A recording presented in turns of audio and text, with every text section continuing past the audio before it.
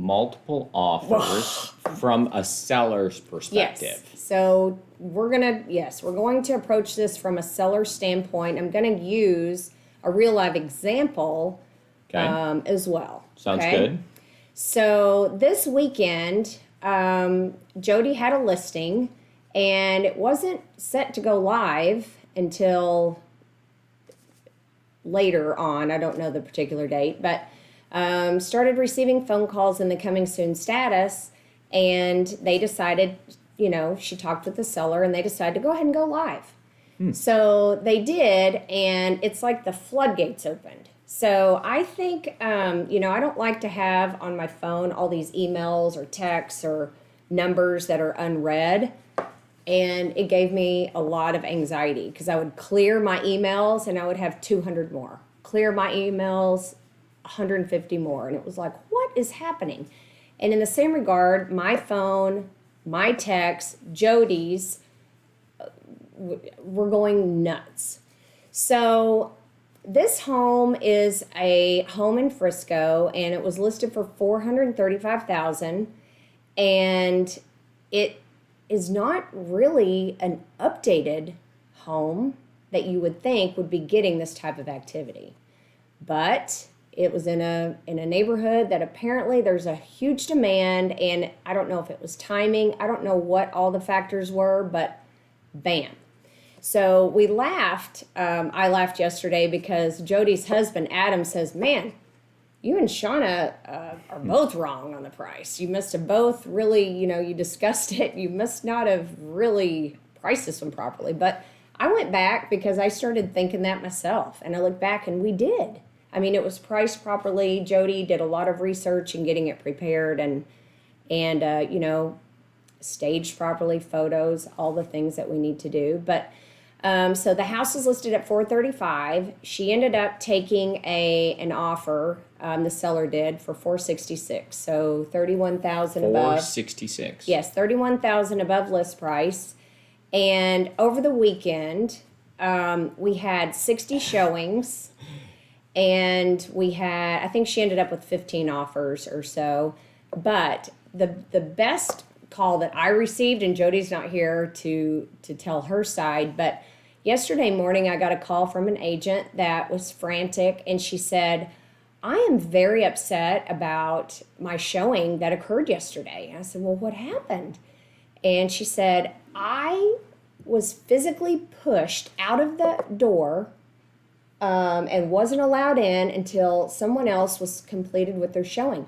And I said, they put their hands on you? And she goes, yes, they pushed me. And when I stepped back, I hit my client, who fell to the ground. She's like, so my client, maybe pressing a lawsuit. I said, really? I said, I don't know how that's going to work. She may need to file an assault or something and call the police, but that was a first for me. I've never heard anything like that. You got happened, violent. but it was crazy. And, looking at the feedback, it was so interesting because some of them were saying price too high. And then we're like, okay. So long story short there, it was a really, really crazy weekend, and a lot of things happened that it's causing me to think about other policies and procedures maybe that we need to implement. Well, before we get to policies and procedures, let's get to some facts. Yeah. As we kind of know them as best we could. Yeah. So it went live on which day? Friday. Went live on Friday. Do you know about when Friday? No, I don't know the specifics. But so it went live on Friday. Yes. And how many showings over the weekend? 60. 60 is in 60. Yeah. Okay. And you said 16 offers? 15, I believe. Okay. 15 offers and $31,000 above. And $31,000, and it was 400 and how much? 35. 435. Okay, so we're talking, 43,000 would be 10%. So this is 31. This is 7% above list price. Yep. And all those showings. Yep. So, when all this started happening, this was on a, Friday night, weekend, what do we do? So, Jody and I had a conversation. She's like, what do I do? And I guess that goes to, how do we handle this when this happens?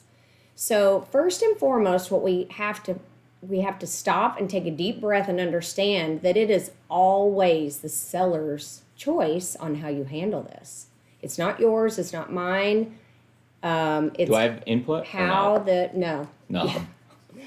But it is the seller's choice. And if you think, this isn't a bad thing to talk about when you're at your listing meeting and your listing appointment. However, you want to be careful that you're not like, hey, if we get into multiple offers, what do you want to do? And then you don't get any showings for a week. So you want to be very, very careful what you say. And you always want to think of the, if the opposite happens, how are you going to handle it? So never overpromise, all of those things, right? But it is the seller's choice, and it's our job to always follow the code of ethics, right? The code of ethics tells us to promote and protect the client's best interest. And we have to be honest and fair with the other agents as well.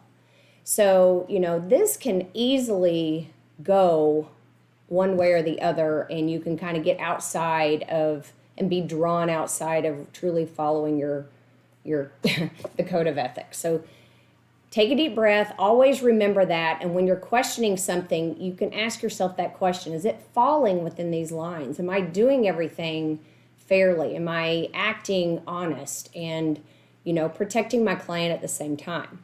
So in this situation, you don't really have time to plan, right? And at the end of the day, only one of these offers is going to result in a sale and get closed. So, you have to think quick, you have to think smart, and you have to be calm is first, right? So when you have one offer and then somebody says, hey, I might be sending another offer in, and then you get two offers, and then you don't get anything else, then I would say that's one scenario. But if all of a sudden you're getting tons of activity and you've got this offer, next offer, and you start getting more than two offers, then I think you approach it another way. So we're going to use this property as an example on how to handle it. Okay. So we started seeing all these showings and all of these offers coming in.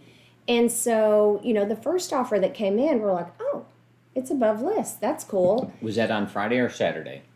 Friday. Okay, so it went live in the same day. Mm-hmm. Okay. Yeah, so quickly, right? Perfect. So when that happens, the last thing you want to do is have this person wait and feel like, oh, your offer is great, but we're going to wait, right? Because that mentally, they don't like that. They don't like that they rushed, and I've been in that situation where you rush and you put your offer in and then it's like, eh.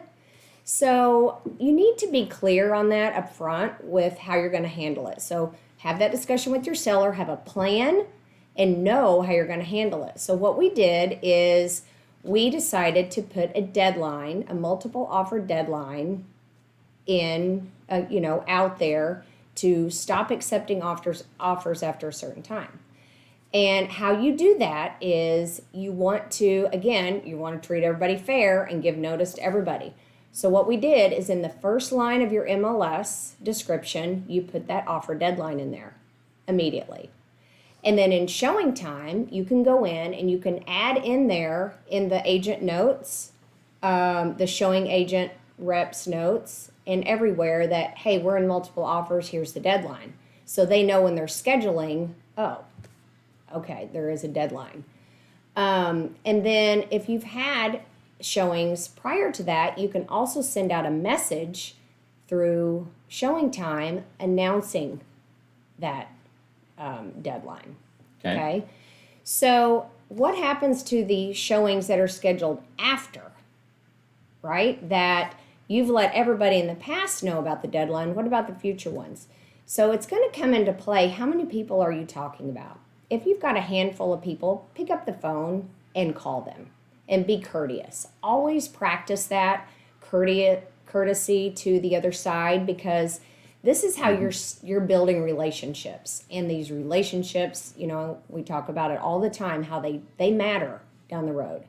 So be courteous. Pick up the phone, call them, say, hey, just so you know, we've got a deadline. You're showing it. We're going to need an offer. If your client is truly interested, you're going to have to get that offer in quickly. If you have 25 people, then you're going to have to send that message out again and get that message to them. So we created a text message yesterday because we started getting all these texts like, hey, when's the deadline? Hey, people don't read the MLS, unfortunately, or look in showing time. So for those, you have to also have a plan. So create a text message template and just send it out, right? And that's what I would say is the easiest way. Same with email. If people are emailing you, make sure that you do that. So communication is extremely important there, okay? Because what you don't want to do is if you've got a great offer right here, you don't want to lose them. So I would call that agent and say, hey, thank you. You're the first offer. We're overwhelmed with the response that we're having here. So bear with us. But being it's a weekend and we just listed, we're probably going to wait until Sunday. We don't have a deadline yet, but hang in there with us. We're really appreciative of your offer. And then that sends a message to him that, okay, thanks. I'll be sure to let my client know. And, if you don't communicate that with him and then all of a sudden he gets this message, he feels differently about it, right? So that's kind of how you deal with the agents. Deadlines, and again, it depends. In multiple offers, there's no set right or wrong way to do this, unfortunately. There's no, real by the book way to handle it. So you have to handle it as, every situation is different. So I would say in this case, since we had such an overwhelming response and it was a weekend, that we went ahead and gave it till Sunday. Jody talked to the seller and they determined that Sunday at 4:00 was sufficient to allow everyone to be able to see the property and gives people, when we put it in MLS, we're giving the agents and other, buyers, fair chance at this property. And that's what putting it in MLS is. So we did that. And I would say as a rule of thumb that I would consider 24 hours to up to 2 days as a deadline. It just depends. I think, the longer it is, the more you risk losing that first buyer, especially on a weekend. They're going to go and be looking at other homes. So you need to have that conversation with your seller, like what happens. And they have to be, you have to inform them of all the pros and cons to every decision that you're making here. So we did that, and you will get people that deadline's at 4:00. I know it's at 4:00. I'm out of town. I can't get the offer to you till 7. You have to be firm. Is that a millennial agent? Nope. No? It just happens. This is where, how we talk about have a backup. If you're out of town, have a backup for yourself, because if your client misses out because they think you're out of town, they're probably going to fire you. I've had many, I've got many clients because their agent was not a great communicator, or they felt that they left town. They probably never left town, and the one time they did, now the seller's like, they're always out of town, So people want instant gratification, and you have to be able to serve your client. And when we're still in a hot market like we are, you have to be available. So have a buddy and be ready. So we had to tell them, no, that's not fair to all the other people who rushed to get that deadline in. So you need to have a hard deadline in place and stick to it. Okay.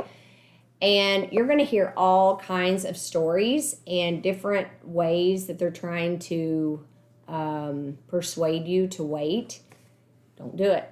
When you and the seller come up with a plan, stick to it. Okay. Now, when you're talking with the seller, you can also ask him how he wants you to relay the information to the buyer's agents. So, the seller has the right to tell you that you can give price. Tell them what the price is. Tell them they're above list. Tell them all these things. I personally would discourage telling price because I think sometimes that can shoot yourself in the foot. And I think that just, I don't feel right about that at all. Because you kind of like, then the person who spoke first is in trouble, and it gives the person who puts the offer in last an advantage. It's a kind of a weird thing. I don't know. It doesn't feel right. And I think what what I feel good about is you are working for the seller, remember? So you're wanting to get him as much money as possible for his home, right? So there's a term, highest and best. Highest and best, yeah. So if you submitted an offer, like maybe the person on Friday, and they submitted the offer super early, they were offer number one, and they have an opportunity to do what then? Could they change their offer? Could they withdraw it? Like, tell me all about that. Until there's a deadline, you can revise as many times as you want. So, I would talk to him. And then, what you can tell people is, hey, just so you know, and this is what we started doing because we were getting some lowball offers too, believe it or not. But this also helps you kind of narrow down and kind of weed through some of the non-serious folks out there. So you could say, hey, just so you know, we are at or above list price. They're strong offers. Please bring your best. Put together an offer that stands out. And this is what I look for when I'm talking with a seller. Very good. Is the price. You're looking for price, the least amount of contingencies possible, right? Their financing.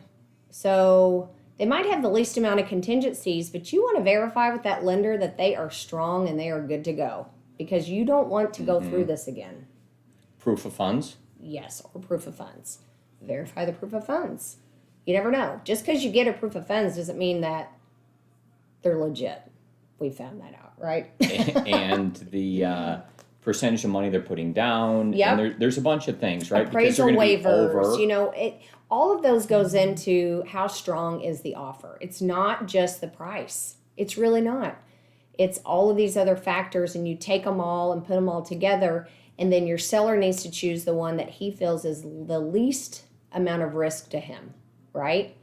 So once you do that, then you want to encourage a backup. Say, I would say choose 1, 2, and 3, okay? And then you're going to go back once you've accepted 1 and go back to 2 and 3 and maybe even 4 and encourage them to put a backup and say, you were so close and we really appreciate your offer, but would you be willing to do a backup? You just never know in this market. So encourage the backup, and then your buyer or your seller is protected, right? So, it gets very crazy. But if you follow all of these things and, you just have to kind of talk about it from a standpoint if you are bombarded or you're getting 1 or 2 trickling in here, what do you really want to do? And talk to the seller and then minimize your risk of losing them. So, it's really hard to tell you exactly what to do. You're going to have to see how it kind of unfolds to determine how you approach it. Right? Yeah. And so there's so many other things that we can look at this on, how to evaluate it. But this topic was just from a seller perspective in multiple offers. Yeah. They don't always happen. They don't always happen with such veracity, but it does. And now we know how to handle it as an agent from a seller's perspective when that happens. We'll cover more of that from different perspectives. Yes, we will cover more of that. But I want to tell you guys, to close this topic, is when you accept an offer and you receive a backup, do you just leave all these other guys hanging? No.